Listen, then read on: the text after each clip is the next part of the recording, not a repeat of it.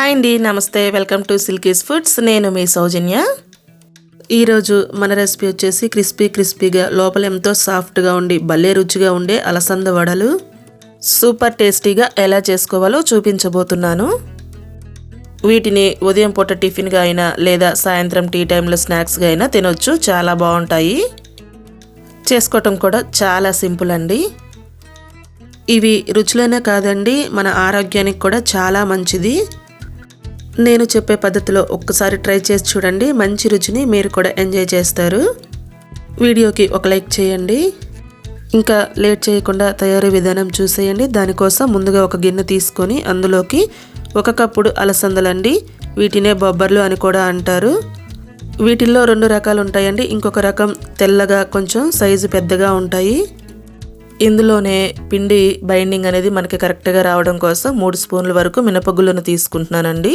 మీకు నచ్చకపోతే స్కిప్ చేయండి. ఇప్పుడు ఇందులో నీళ్లు పోసుకొని శుభ్రంగా ఇలా కొంచెం గట్టిగా రబ్ చేస్తూ 2 సార్లు బాగా నీట్గా కడగాలి. ఈ విధంగా కడిగిన తర్వాత అవి పూర్తిగా మునిగి ఇంకొంచెం పైకి వచ్చేంత వరకు నీళ్లు పోసుకొని వీటిని 6 నుంచి 7 గంటల పాటు నానబెట్టుకోవాలండి. మీరు ఉదయం పూట బ్రేక్ఫాస్ట్గా చేసుకోవాలనుకుంటే ఓవర్ నైట్ నానబెట్టుకుంటే సరిపోతుందండి. ఇక్కడ నేను ఈవినింగ్ స్నాక్స్గా చేస్తున్నాను కాబట్టి పగలు నానబెట్టుకున్నాను. చూడండి, 7 గంటలు నానబెట్టిన తర్వాత మనకి ఈ విధంగా చక్కగా పప్పులు అనేవి నానిపోయాయండి.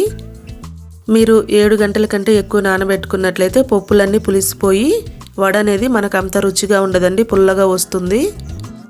ఇప్పుడు వీటిని గ్రైండ్ చేసుకోవడం కోసం ఒక మిక్సీ జార్ తీసుకొని కొంచెంగా వేసుకోవాలండి. మొత్తం ఒకేసారి వేసుకుంటే సరిగ్గా మెదగదు.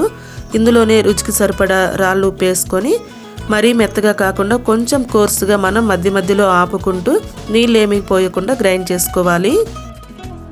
చూడండి, ఈ విధంగా మనకి కొంచెం కోర్సుగా ఉంటే సరిపోతుందండి. వడ కూడా టేస్ట్ చాలా బాగుంటుంది. ఇప్పుడు గ్రైండ్ చేసుకున్న పిండిని అంతటిని కూడా ఒక మిక్సింగ్ బౌల్లోకి తీసుకోండి. మరలా మిగిలిన పప్పులన్నీ కూడా కొంచెం వేసుకుంటూ నీళ్ళేమీ పోయకుండా మధ్యలో ఆపుకుంటూ కోర్సుగా గ్రైండ్ చేసుకుంటే సరిపోతుంది.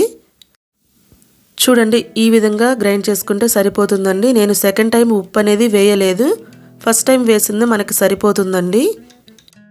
ఇప్పుడు దీన్ని కూడా మిక్సింగ్ బౌల్లోకి వేసుకుందాము. ఇందులోనే శుభ్రంగా కడిగిన కరివేపాకు కొంచెం, 3 పచ్చిమిర్చి చిన్న ముక్కలుగా కట్ చేసుకొని వేసుకోండి. 2 పెద్ద ఉల్లిపాయలు చిన్న ముక్కలుగా కట్ చేసుకొని వేసుకోవాలండి. అందులోనే మంచి ఫ్లేవర్ కోసం సన్నగా తరిగిన కొత్తిమీర, 1 స్పూను జీలకర్ర,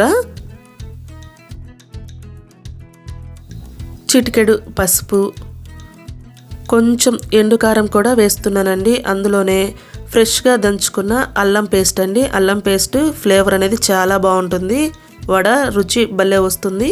ఇవన్నీ వేసుకున్న తర్వాత ఇవన్నీ పిండిలో కలిసేలాగా బాగా కలుపుకోవాలి. నీళ్ళేమీ వేసుకోకూడదండి. నేను ఎక్కడా కూడా నీళ్లు పోసుకోలేదు, ఇది గమనించండి.